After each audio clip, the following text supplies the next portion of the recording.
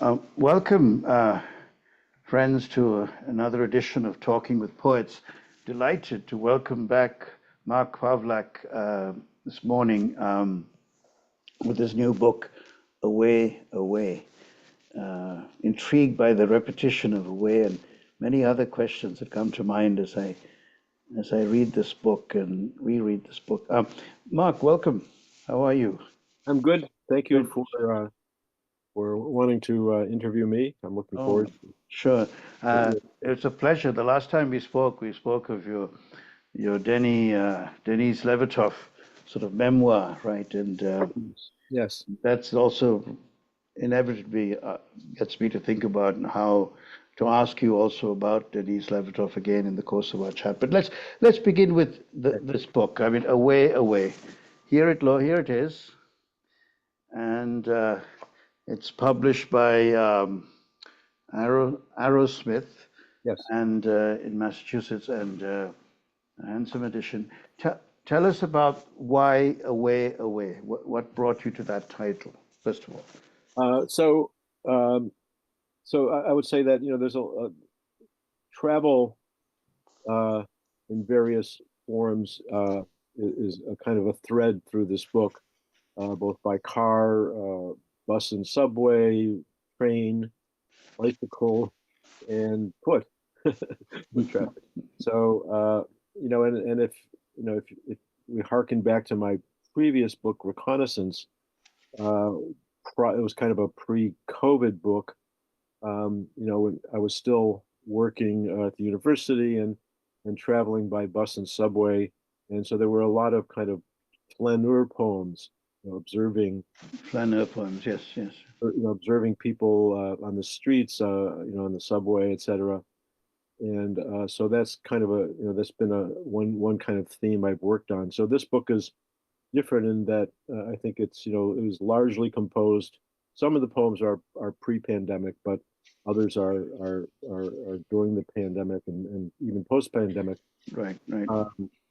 And so obviously that really changed dramatically my my ability, Right. to write flaneur poems.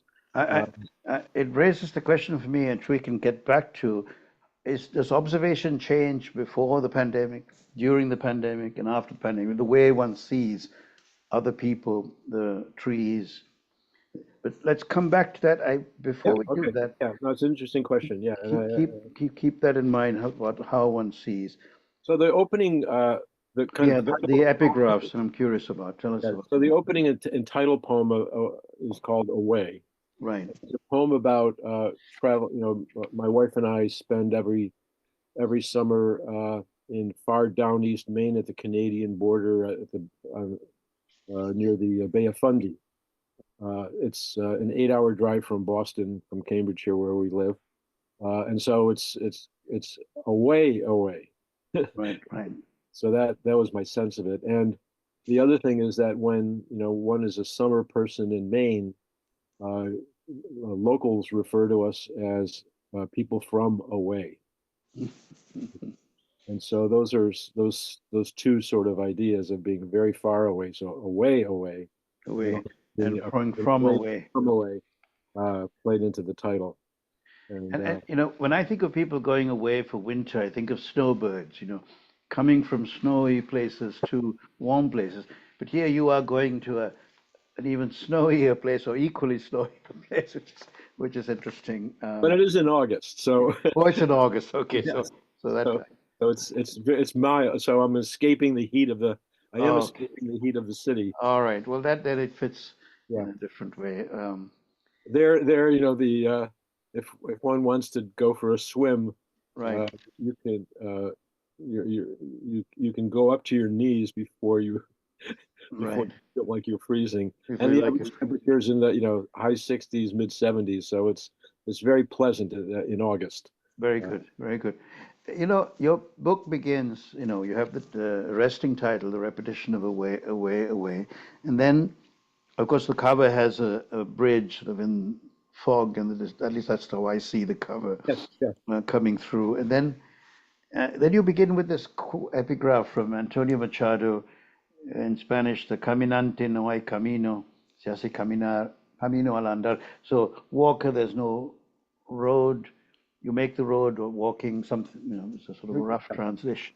Yeah. And then you have Seamus Heaney, a journey where each point of arrival, whether in one's poetry or in one's life, turned out to be a stepping stone rather than a destination.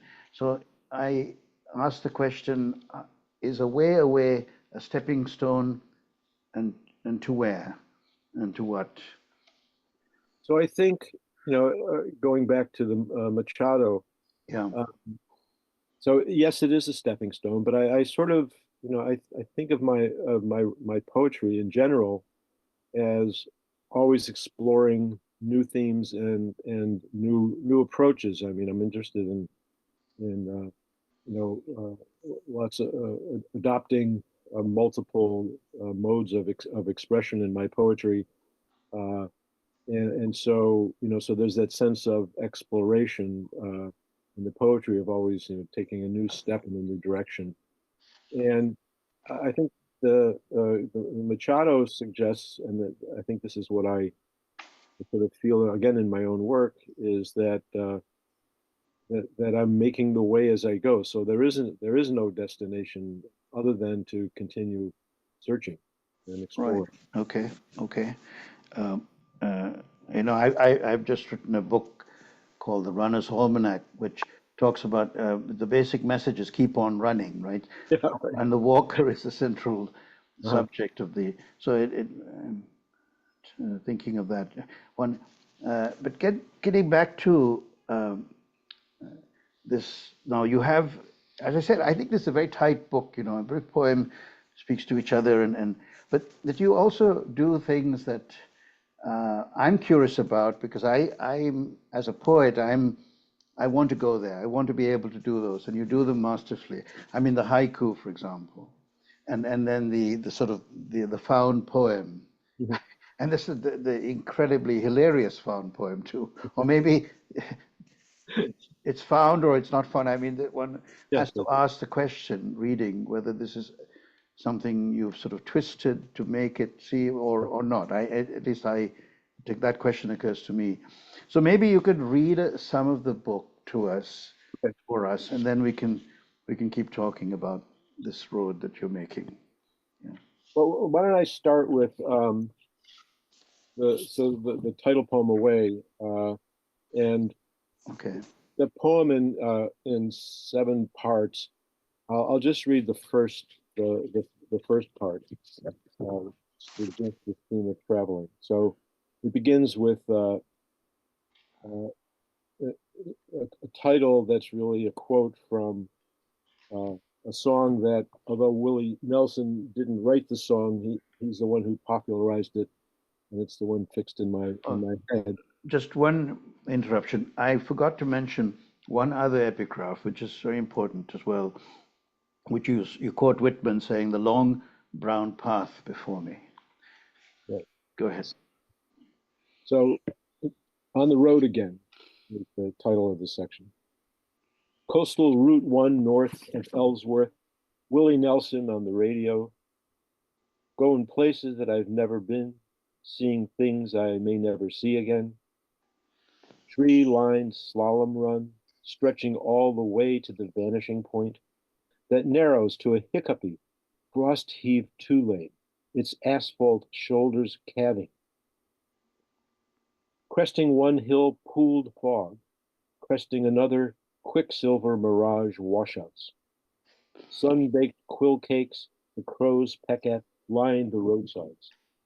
Massed reeds crowd runoff ditches, threaten invasion. 18-wheelers downshifting, stacks burping, leave tire-peeled detritus, burnt rubber graffiti. And in field after field, long abandoned sheds, dilapidated barns, their roofs cave. 1 minute, beaded paw prints clamber up the windshield. The next, taillights beckon through ground fog. Mile marker after mile marker ticked off until your mind resembles a creased road map that once spread out refuses to pull back up again. And I can't wait to get back on the road again. Mm. A rich poem. I mean, rich for so many reasons. For me, it's this. I identify absolutely because I've been constantly traveling all my life and keep doing so, and but and I can't wait to get back on the road again. I guess the road teaches, right? Going on Yeah. making teaches you how to make itself, which is an interesting. It's almost like a Zen koan or something, or conundrum. Yeah. Yes, indeed. Yeah. Which, which makes me think about to ask you about the haikus in this book, and and I just had a conversation on this program with Ji Leong Ko, the poet from Singapore who's based in New York, who has written an amazing book called Snow at 5 p.m., which are haikus, Okay. 107 haikus, followed by commentary on each one. Hmm. And it's sort of a so it's a high bun as well as a Right. haiku. Right. Yeah. And it makes me wonder when you write the haiku, are you satisfied that you want the reader to interpret them to leave? Why haiku as opposed to some other forms that you can choose as a poet? And perhaps you can read some of the haiku as Sure. well. Yeah, yeah. So first, I would preface it by saying that well, a couple of things that come up in your comments. They're not strict haikus Right. in terms of syllable count, etc. They're Okay. and I think it's very hard to do that in English. To really bring that wonderful Japanese form over successfully. So I sort of take from the concept of the haiku. Uh, Most of mine are four-liners, and I'm really trying to capture a single impression. And and previously, and there's some sections in this book, I was deeply influenced by the Japanese poetic journal. You know, go, Isa, you mentioned at one point. yeah, Isa, but also also the journals of the narrow road into the interior, uh, famous poetic journal, which is in haibun form, which is like prose perceptions or prose narrative followed by these epiphanies, which are the haikus. So that's sort of in the back of my head when I'm doing this. And I would say about this selection of haikus is that so these are very much pandemic poems, so during a period when I was basically sitting on my back porch Right, right. and not going out during the seasons or looking or in winter looking out my window uh, at my neighborhood surrounded by trees and other houses and birds and backyard wildlife essentially.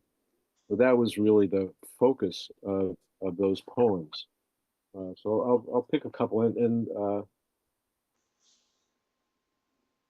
And perhaps when as you're looking for those, can ask that question again that I wanted to discuss later, which is this notion of is observation different during the pandemic and outside in before and after? In other words, how one sees the world, other human beings, uh, and does that come into are there poems that can only be written in a pandemic and Mhm. poems that can be written um, outside of the pandemic. It's a philosophic sort of question to just to meditate on, if you don't mind, Yeah, I'll after you read the poems. Yeah, think about it. yeah, So this section is called 13 Moons.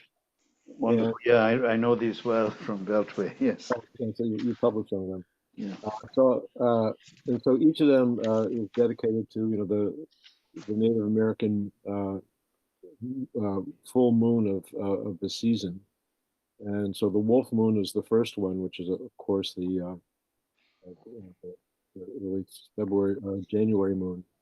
And and I would say so. They're quatrains. They're four-line haikus, but there's three of them linked together in each month. So Wolf Moon, frigid but sunny morning, fence posts, ice glazed tops, ice tape. I'm going to have to read this from my not a sorry. problem. Yeah, my notes because, as I mentioned earlier, I can't. Well, the book, yeah, the type you mentioned, yeah. Yeah, the type is small, and I could take my glasses off. My glasses off for this one, and then go to the typescript for the other ones. So Wolf Moon, frigid but sunny morning, fence posts, ice glazed tops glinting. Garden faucet icicle, one crystal droplet at its tip, refracting sunlight. Indoors, paper whites line a windowsill. Outside, snowflakes hang in air. So let's jump to a different season. This is called the Buck Moon. At your service, monarch, viceroy, red admiral, sampling my garden flowers. Honeybee burrowed deep in primrose blossom, having found the sweet spot, reluctant to leave. Beg pardon, thirsty tomatoes, but morning glories are holding the watering can hostage. That's lovely. And I'll read one more of these. Okay. Sure. Sturgeon Moon. Platoon of black ants slowly crosses patio bricks. One bringing up the rear hefts a wounded comrade. Summer yard party. Dusk descends. Insects come out. Some sting, some don't. Reading Isa on patio by lantern light. That hum, mosquito. Yeah, I mean, you could take one of these and sort of put it up on well, in the old days on a blackboard, or put it up on a screen, and a group of meditation class can meditate on these lines and let them soak in and read them. I mean, they are, dare I say it, perfect poems. Perfect in the sense that they are, the image, it's self-sufficient. I mean, there's no need, they don't depend on something else. Now, I mean, when I say that, it's leading to me to think, well, what is the perfect poem? You know, because there are poems that one writes out of history, out of contemporary events, or poems for so many reasons, for found poems and so on. So, is this kind of imagistic meditation all perhaps at least in your path, that's where your path has been taking you, and that's your contribution to our literature, in a sense. That discovery. I, Forgive me if I'm not making a very specific question, but I'm just asking you to just think about that. I think, as I said, I think I've been deeply influenced by both Chinese and Japanese sensibilities, and in a sense, these are kind of Buddhist poems. I think, even though I'm not a practicing Buddhist, my practice is to, sit in the rocking chair on the porch and observe. And I think, going to your prior question about COVID observations in the COVID era. Yeah. I think I love the quote from Thoreau, who said, "It's not what you look at, but what you see." And so there's looking in, and there's really seeing, which is a kind of meditation, a real focus of burrowing in, and bringing a freshness in which your sort of expectations of what you look at every day are penetrated, and you have a new kind of insight. You see something that's perfectly ordinary, and yet it's striking in a way you hadn't perceived before. And so I think what COVID did for me anyway with these kind of poems was it made me slow down. Rather than pausing for a half an hour on my getting off the bus in Harvard Square before I got on the subway to go to work, I would sit in a cafe and write, and often describe homeless people just waking up at that same hour, and the sort of the whole scene I was observing, the flaneur idea. But it was, it was a moment in transit to to a full busy day. Whereas these poems, I wasn't going anywhere. I was pretty much stuck at home, and so I think it did change the focus and change, kind of the intensity of observation. One of my, and I think I come out of, so there's the two big influences for me are, as I said, the Japanese haiku and poetic journals and Chinese poetry, as well as the American objectivist poets, Charles Reznikoff and Lorene Niedecker in particular, who observed their surroundings in a really precise and penetrating way. Were deep influences on me. Reznikoff, quotes a Song Dynasty Chinese poet as sort of a little prose piece that he found, which he said summed up his aesthetic, and I really subscribe to this. It goes like this: it goes, the poet presents the thing in order to convey the feeling. He should be precise about the thing and reticent about the feeling. Brilliant. And that really kind of sums, there's not a lot of me explicit in these poems. Right. I'm letting the observation and the juxtaposition of different observations convey the feeling for me. I can't help resist asking you.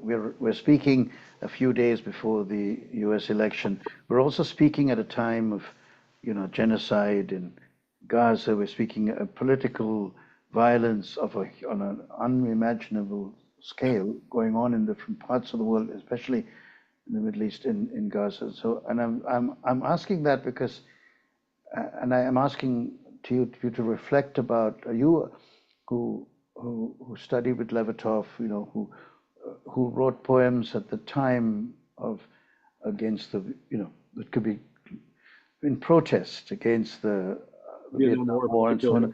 So I'm just wondering whether the solution, whether this poetic, this aesthetic, just lives parallel to one's political life or one's political response, or if somehow the political can also be incorporated into this aesthetic, or if is it just a different kind of poem that one writes in those?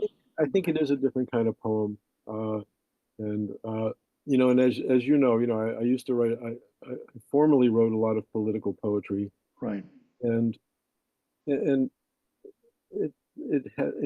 suddenly, very recently, particularly inspired by the war in Ukraine. It's difficult. So political poems are perhaps the most difficult things to write, without question. And Neruda used to alluded to that, and so I haven't. I've just begun trying to write a little bit about what's going on in Gaza, and and it's kind of, and I'm not satisfied with the poems yet, but they've come out of kind of the juxtaposition of sitting in my backyard and observing the birds at my feeder, while realizing that apartment buildings are being demolished and windows are being blown out, and schools, the remains of schools are craters in Gaza. And so I'm still struggling with how to write and put those two things together, and maybe they won't work. I don't know. I'm trying to do that. I'm grateful for that comment. I've been very taken with the poetry of Mosab Abu Tocha. This book, Forest of Noise. I have it here next to yours, and the reason, and I think, and I mention this only in passing because that emotion recollected in tranquility.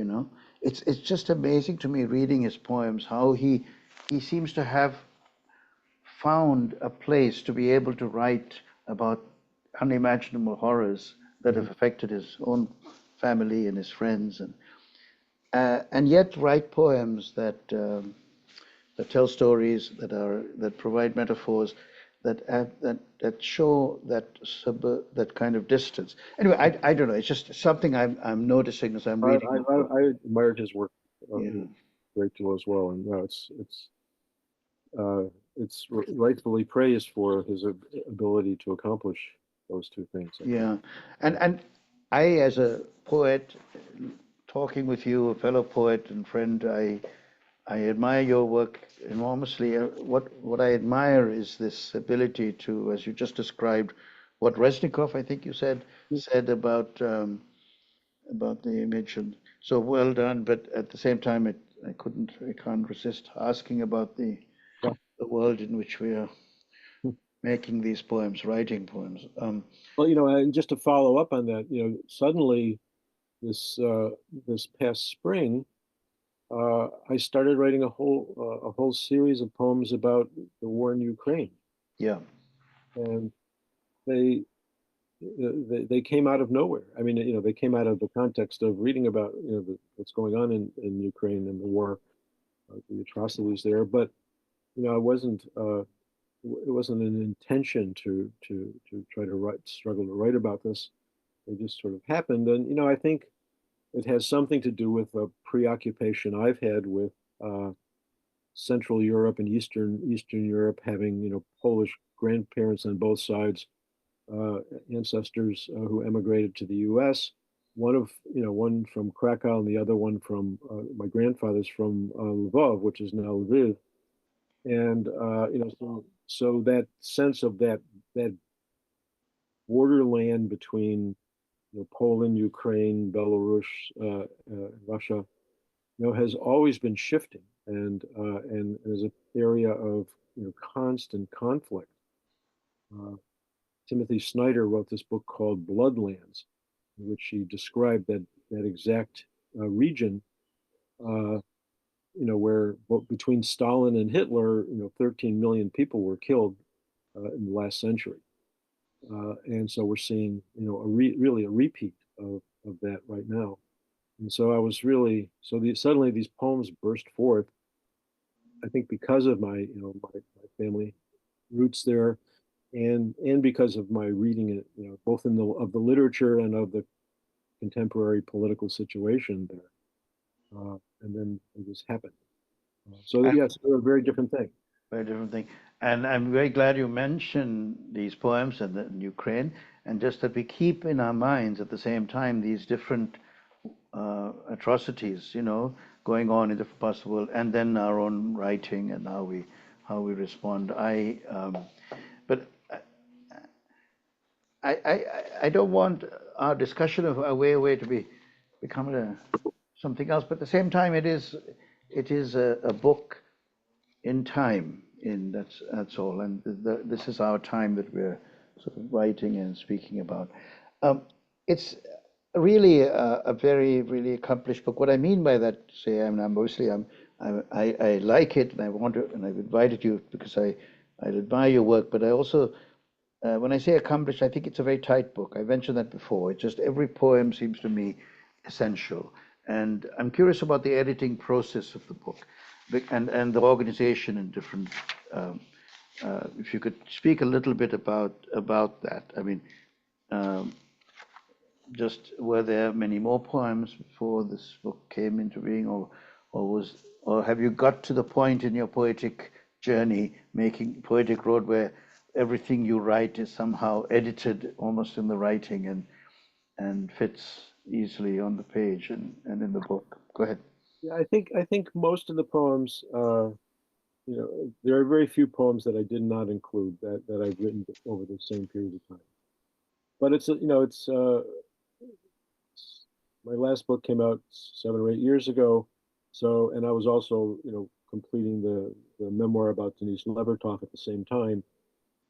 So I really had. I mean, I don't rush poems. I write them and then I put them away, and then I go back and look at them again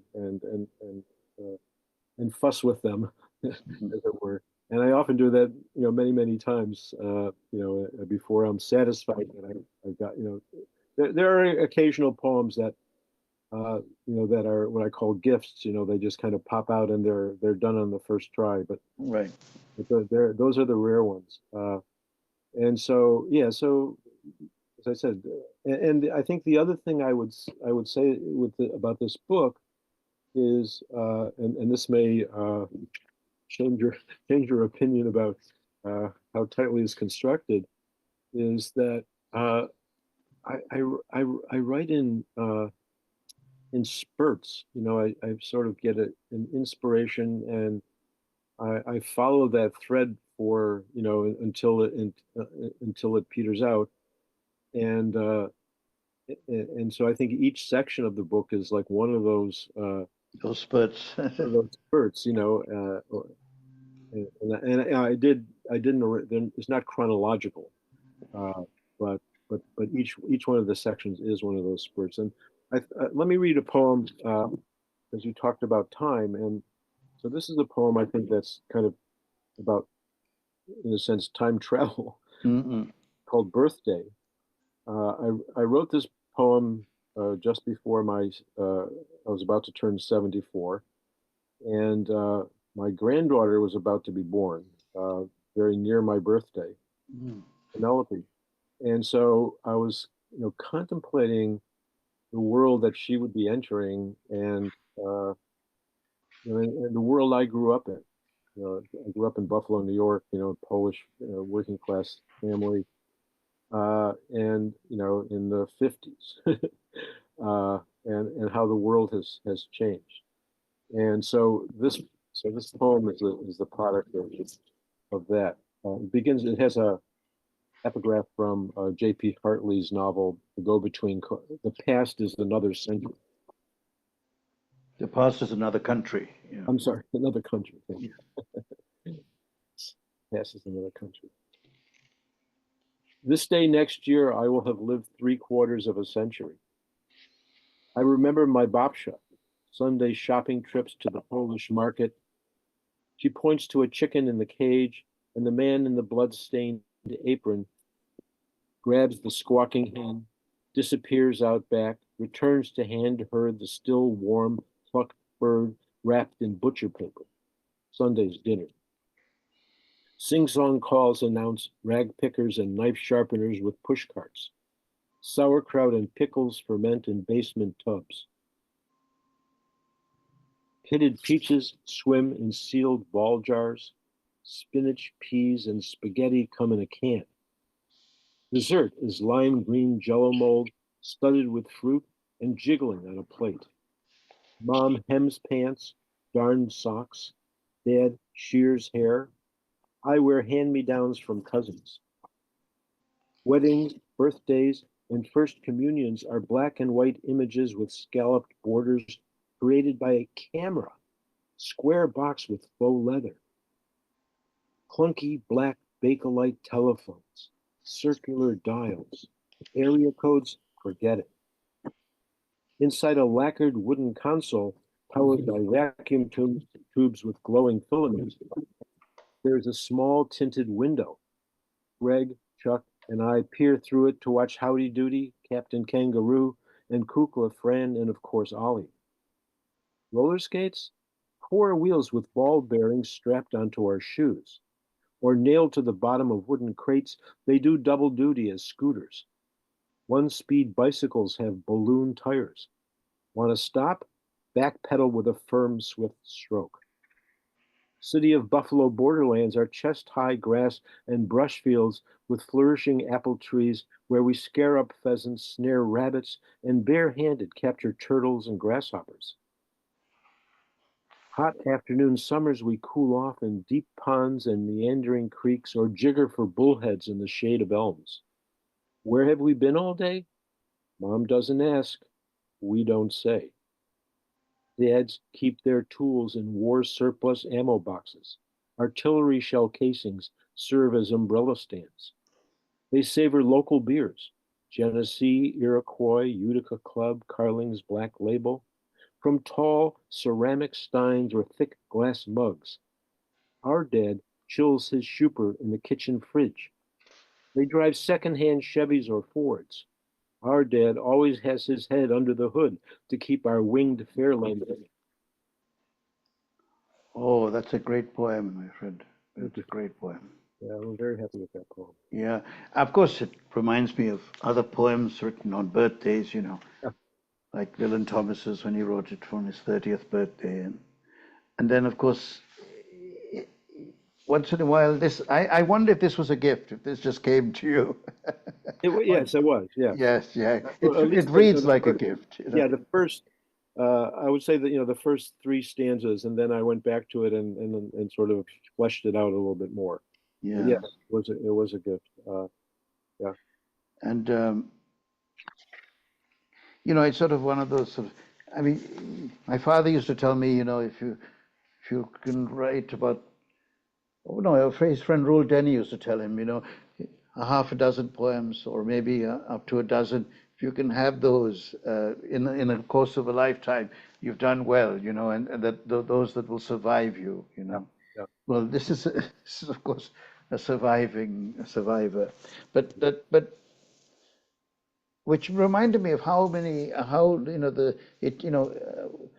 Blake used to once wrote eternity is in love with the productions of time, but I think eternity will love this one. But going beyond, I'm curious also about the the poem you have in the book about Marx. Oh yeah. I wonder Okay. if you would share that one with us Sure. as well. Yes. Yeah. Yeah. And maybe and perhaps pick maybe three more if you have time, and we can then um, let readers discover the book for themselves. Yeah. But So this poem, Marx is of course Karl Marx. right, And, the first. these days you have to explain that, Right. nobody knows anymore. And so the title is Marx Said, and Right. that's also the first line of the poem. Marx said, "All that is solid melts into air, all that is sacred is profaned." Meaning old neighborhoods suffer decline or utter change. Save more discount liquors, gone.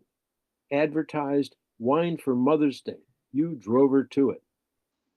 But some things remain: the after hour diners, the street corner watering holes. Hurricane Betty's landmark strip club still offers nude dancing, although its signage has been updated, changing the world one lap dance at a time. It's brilliant. I was just in Milwaukee for the first time in my life, Milwaukee, Wisconsin, and I noticed in the neighborhoods, bars in every neighborhood, family restaurants. Absolutely. Yeah. Lovely. It remind me of London with pubs, the pub Yeah. down the corner. Yeah. I mean, Buffalo was like that. And actually, this poem uh, came out of the time I've spent, and I still continue to spend time there in Worcester, Massachusetts, which Okay. is sort of a smaller version of Buffalo, but another kind of Rust Belt industrial Mm. city, just not far from where my wife grew up. So Hurricane Betty's is literally, a place I've seen for the last 40 years as we're driving by. Uh, So I wonder, I mean, human beings, we do destroy so much of the planet and so much of our history and culture and through various means, but we also at the same time try to conserve in different parts of the world. So it's a constant back and forth. So where does maybe perhaps we can conclude. There's no conclusion. I mean, this is a book I recommend to all readers, all listeners. Look for it. Away. It's easily available, and the publisher is Arrowsmith.